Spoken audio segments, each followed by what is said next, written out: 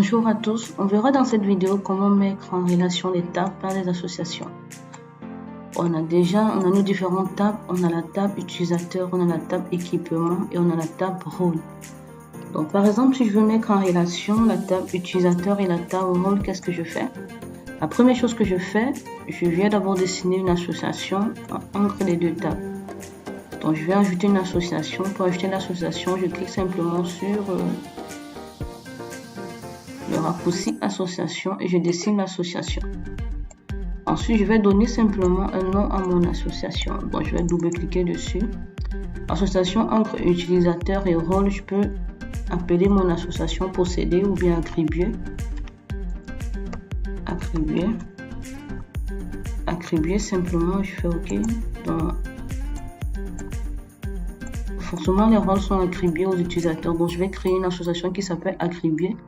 Et je vais lier l'association aux tables concernées. Donc, je vais cliquer sur le bouton lier. Je clique sur utilisateur et je lis à l'association. Je clique encore également sur lier. Je clique sur le rôle et l'association. Après avoir lié les différentes tables à l'association, je vais également jouer sur les cardinalités. Ça, c'est toujours en fonction de mon dictionnaire de données ou de la mise en relation de mes couches. Donc, je vais jouer sur les cardinalités. Entre la table utilisateur et la table rôle, il faut que j'ajoute des cardinalités. Donc, par exemple, si un utilisateur peut avoir un ou plusieurs rôles, ou bien est-ce que en fonction de ma structuration de mes données, je décide d'attribuer un seul rôle à l'utilisateur, ça dépend de moi. Donc, par exemple, dans le cas où je décide uniquement d'attribuer un rôle à l'utilisateur, donc un utilisateur ne peut avoir qu'un seul rôle au niveau de ma table. Donc, qu'est-ce que je fais? L'utilisateur ne peut qu'avoir un seul rôle. Donc, qu'est-ce que je fais? Forcément, il doit avoir un rôle, donc il ne peut avoir qu'un seul rôle dans la base. Donc, je change la cardinalité 1-1. Et à l'inverse, il y a un ou plusieurs rôles. Donc, qu'est-ce que je fais? Si je lis simplement. Ok, je vais changer le verbe pour ne pas vous induire en erreur dans la lecture possédée. Ok.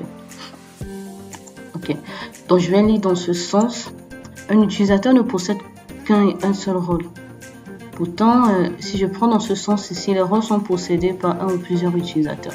Donc, les rôles sont possédés par un ou plusieurs utilisateurs. Par contre, un utilisateur ne possède qu'un seul rôle. Donc, on voit, j'ai mis en relation mes tables et j'ai ajouté les cardinalités. Il peut arriver que dans une base de données, il y a des tables qui ne sont pas en relation. Ça concerne beaucoup plus les tables spatiales parce qu'on peut s'appuyer sur la position spatiale, la position des éléments pour pouvoir mettre en relation les informations à partir de leur position spatiale par des jointures, des intersections et autres. Donc, il peut arriver que dans une base de données, les tables ne sont pas mises en relation. C'est normal, c'est parce qu'on utilise souvent leur position spatiale pour faire des mises en relation.